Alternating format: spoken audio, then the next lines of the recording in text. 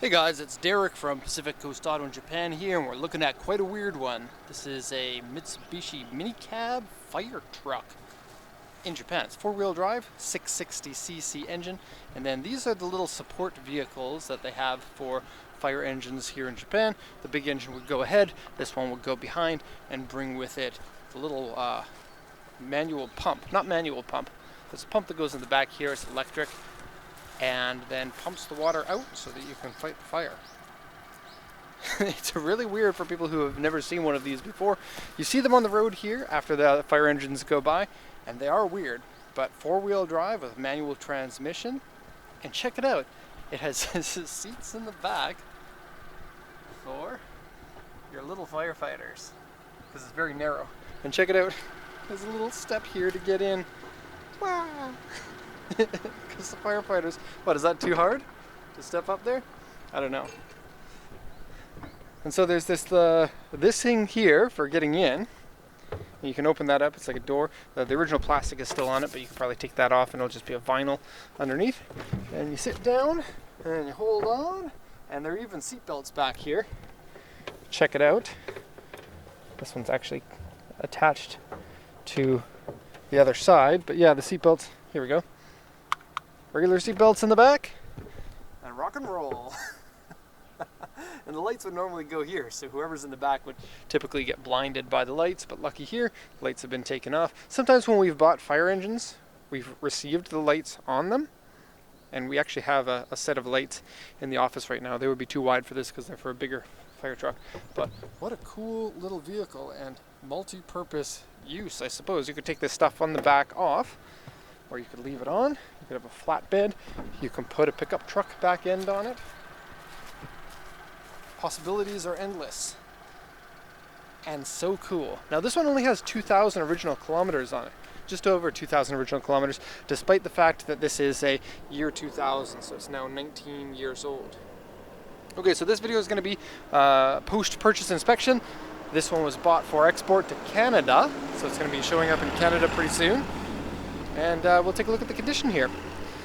So first off, fairly modern looking front end. We got right here where the license plate goes. It's an offset license plate so that it doesn't interfere with the cooling of the engine.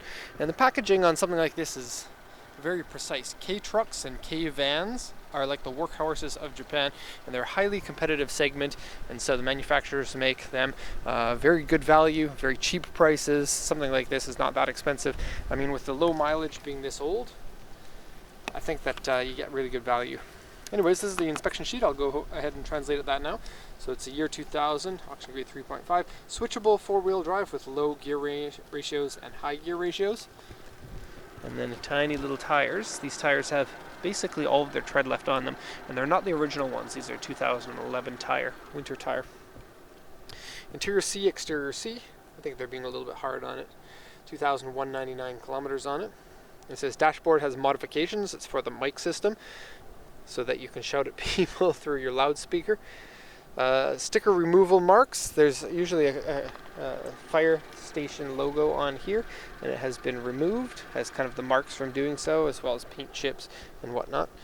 Very scratches and dents. Underside surface rust. The back section has scratches and dents in it. Winter tires. Color changed car because it's originally white. The only red like this that you get in the K-trucks tends to be the fire engine vehicles. Man, that's cool. Okay, and has winter tires on it.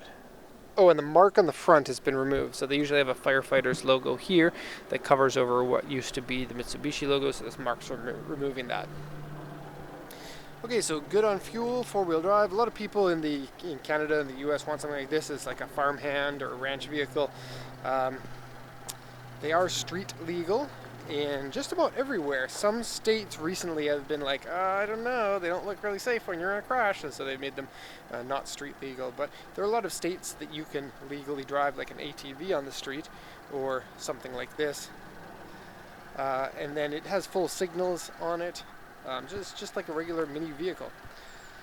Just like a K-truck, but has been used to save lives in the past, which is pretty sweet if you ask me.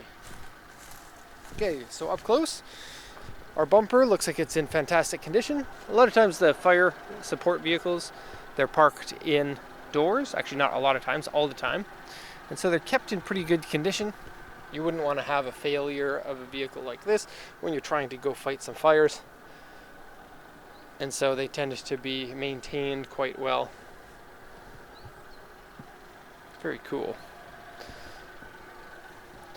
Okay, headlights are pretty modern looking for a year 2000. Nice and bright.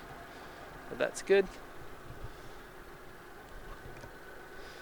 Door mirrors are nice and non-scratched. Cool black handles there. So if you want to get in, this one here is kind of like a door. You pull that down and then you can take it off. And you can get in. Now you can just step over that if you want. I guess it's like a safety requirement possibly to have that. And you can tighten it too if you wanted that to be more taut. I don't know what this strap is for, but there used to be something here, and a lot of them will have various amounts of fire equipment left. Sometimes the firefighters want to keep nozzles and stuff, but sometimes you get the nozzles when you buy these.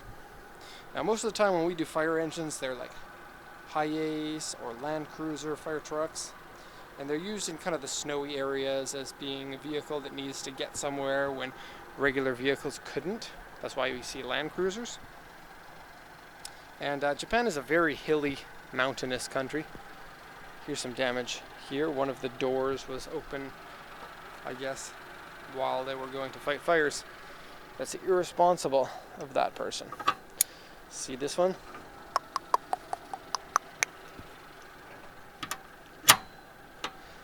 Okay, and so carrier here to put extra stuff if you want. The place for a fire extinguisher here.